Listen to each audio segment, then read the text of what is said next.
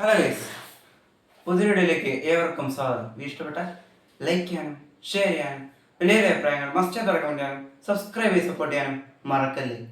ആദ്യം തന്നെ നമുക്കൊരു റിപ്പോർട്ട് നോക്കിയിട്ട് നമുക്ക് വീഡിയോയിലേക്ക് പോകാവേ. ടൈംസ് ഓഫ് ഇന്ത്യയുടെ സ്പോർട്സ് എഡിറ്ററായ മാർക്കസ് മർഗല റിപ്പോർട്ട് ചെയ്യുന്നത് പ്രകാരം ഇന്ത്യൻ ഫുട്ബോളിന്റെ കാര്യത്തിലേക്ക് വരികയാണെങ്കിൽ ടെലകാസ്റ്റേഴ്സിന്റെ കാര്യം കൺഫേം ചെയ്തിട്ടുണ്ട്. അദ്ദേഹം പറഞ്ഞ അത് മുമ്പേ വന്നതാണ്, എന്നാലും അദ്ദേഹം നമ്മളോട് പറയുന്നതേ ഉള്ളൂ. ഫാൻ കോഡാണ് റിപ്പോർട്ട് ചെയ്യുന്നത്. ഫാൻ കോഡാണ് സ്ട്രീമിംഗ് റൈറ്റ്സ് ഏറ്റെടുത്തിരിക്കുന്നത്. അത് 5 ലാംഗ്വേജ്, അതാണ് ഏറ്റവും പ്രധാനപ്പെട്ട അപ്ഡേറ്റ്. 5 ലാംഗ്വേജിൽ അവൈലബിൾ ആവും. തമിഴ്, മലയാളം, ഹിന്ദി, ബംഗാളി, ഇംഗ്ലീഷ് തുടങ്ങിയ 5 ഭാഷകൾ, 5 ലാംഗ്വേജുകളിൽ ഫാൻ കോഡിൽ സ്ട്രീമിംഗ് അവൈലബിൾ ആവും എന്നാണ് അദ്ദേഹം അറിയിക്കുന്നത്. കൂടാതെ സോണി സ്പോർട്സ് ആയിരിക്കും ബ്രോഡ്കാസ്റ്റിംഗ് റൈറ്റ്സ് ഏറ്റെടുത്തിരിക്കുന്നത്. 24 മണിക്കൂറിനകം അതിന്റെ ഒഫീഷ്യൽ കൺഫർമേഷൻ സോണി സ്പോർട്സ് തന്നെ അറിയിക്കുമെന്ന് അദ്ദേഹം പറയുന്നുണ്ട്. കൂടാതെ അത് ഏത് ചാനലിലായിരിക്കും, മലയാളം കമന്റ് ഉൾപ്പെടെയുള്ള ഭാഷകളുണ്ടോ, നമ്മൾ അതിനുവേണ്ടിയാണ് കാത്തിരിക്കുന്നത്. മലയാളം കമന്റ് ഉണ്ടാവട്ടെ തന്നെ നമുക്ക് പ്രാർത്ഥിക്കാം. കൂടാതെ ഇത് മുമ്പേ നമ്മുടെ കേരളം റിപ്പോർട്ട് ചെയ്തതാണ് 12 മുതൽ 24 മണിക്കൂർ വരെ കൺഫർമേഷന് വേണ്ടി വെയിറ്റ് ചെയ്യാമെന്ന് പറഞ്ഞു. എന്തായാലും വരുന്നില്ല, വരുമെന്ന് തന്നെ പ്രതീക്ഷിക്കാം. ഈസ്റ്റർ എന്ന മാമാങ്കം ആരംഭിക്കാൻ പോകുന്നു. ഇനി നമുക്ക് വീഡിയോയിലേക്ക് വരാം. Welcome to football madness. Yes, Indian ഫുട്ബോളിന്റെ കാലം കഴിഞ്ഞെന്നും ഇന്ത്യൻ ഫുട്ബോളിന് എവിടെ എത്തില്ലെന്ന് പറഞ്ഞ വിമർശകരെ, വിരോധികളെ, നിങ്ങൾ ഓടി ഒളിച്ചോളൂ. നിങ്ങളുടെ കാലം അസ്തമിച്ചു കഴിഞ്ഞു. അതെ, ഒരു കഴിവില്ലാത്ത ഒരു ഫെഡറേഷൻ ഇന്ത്യൻ ഫുട്ബോളിനെ തകർത്തുകൊണ്ടിരുന്നപ്പോൾ അവിടെ നിന്ന് ഇന്ത്യൻ ഫുട്ബോൾ ഉയർത്തെഴുന്നേൽക്കുകയാണ് കോടിക്കണക്കിന് മനുഷ്യരുടെ പ്രാർത്ഥനകളുടെ കരുത്തിൽ. അതെ, മാസങ്ങൾ നീണ്ട അനിശ്ചിതത്വങ്ങളെ, മാസങ്ങൾ നീണ്ട ആശങ്കകളെ നിങ്ങൾക്ക് വിടാം. ബൈ, നിങ്ങൾക്ക് ഇനി വിശ്രമിക്കാം. അതെ, ഇന്ത്യൻ ഫുട്ബോൾ ഭ്രാന്തന്മാരുടെ ഉത്സവം തുടങ്ങാൻ പോകുന്നു. അതെ, ISL എന്ന ഫുട്ബോൾ മാമാങ്കത്തിന് നാളെ അല്ല, മറ്റന്നാൾ 14-ാം തീയതി വൈകുന്നേരം 5 മണിക്ക് കൊൽക്കത്തയിലെ സോൾട്ട് ലേക്ക് സ്റ്റേഡിയത്തിൽ ഇന്ത്യൻ എൽ ക്ലാസിക്കോയോടെ എന്താ പറയുക, ഇന്ത്യൻ ഫുട്ബോളിന്റെ മക്ക എന്നറിയപ്പെടുന്ന കൊൽക്കത്തയിലെ സോൾട്ട് ലേക്ക് സ്റ്റേഡിയത്തിൽ വെച്ച് ഇന്ത്യൻ എൽ ക്ലാസിക്കോയോടെ എന്താ പറയുക, ആ ഉത്സവത്തിന് കൊടിയേറുകയാണ്. ഇന്ത്യൻ ഫുട്ബോളിന്റെ ഉത്സവം പക്ഷെ കുറച്ച് ഒരു നിറം മങ്ങിയ രീതിയിലും ആണ് നടക്കുന്നതെങ്കിലും അതുകൊണ്ട് നമ്മൾ തൃപ്തരാണ്. കാരണം നമുക്ക് ഈ ഫെഡറേഷൻ മൂലം നമുക്ക് അതേ അർഹിച്ചിട്ടുള്ളൂ എന്ന് നമുക്ക് വിശ്വസിക്കാം. അടുത്ത സീസൺ എല്ലാം മികച്ച രീതിയിൽ വരട്ടെ എന്ന് നമുക്ക് വിശ്വസിക്കാം.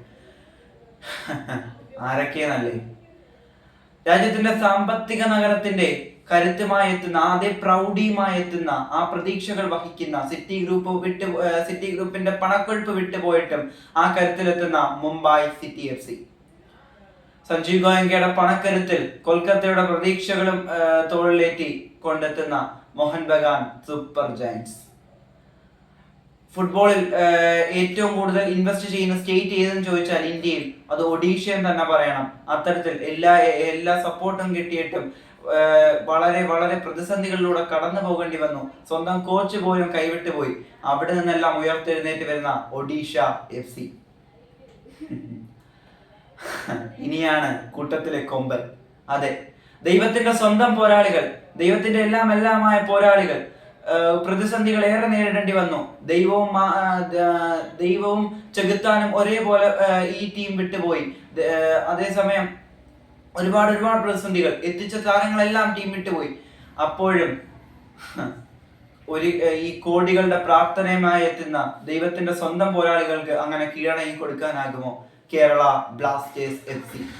തീർന്നില്ല, സൗത്ത് ഇന്ത്യയുടെ കരുത്തിലെത്തുന്ന എന്താ പറയുക, രാജ്യത്തിന്റെ പൂന്തോട്ട നഗരത്തെ പ്രതിനിധാനം ചെയ്യുന്ന ബംഗളൂരു FC.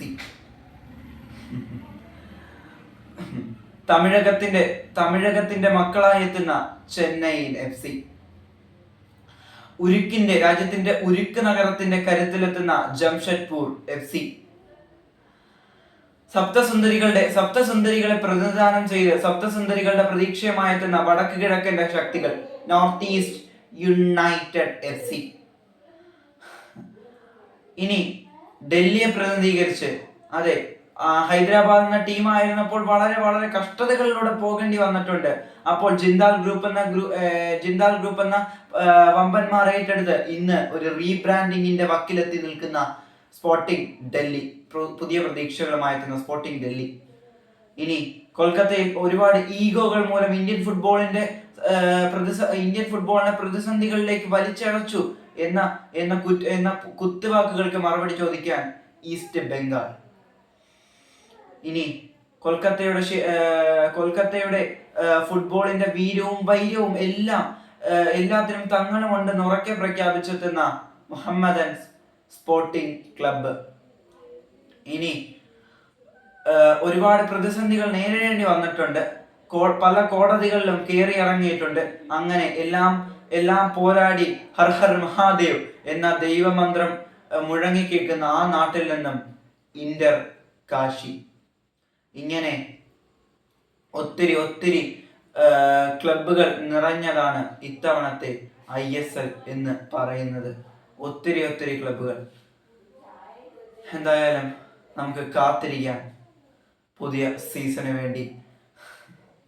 ഇന്ത്യൻ ഫുട്ബോളിന്റെ ആ മഹാമാമാങ്കത്തിന് ഇനി മണിക്കൂറുകൾ മാത്രം. അപ്പം ഇഷ്ടപ്പെട്ടു തന്നെ കരുതുന്നു. Thanks for watching. അയ്യോ ഒരു മിനിറ്റ്, ഒരു കാര്യം കൂടെ പറയണ്ടായിരുന്നു. Welcome to Indian football madness. Come on India, let's football.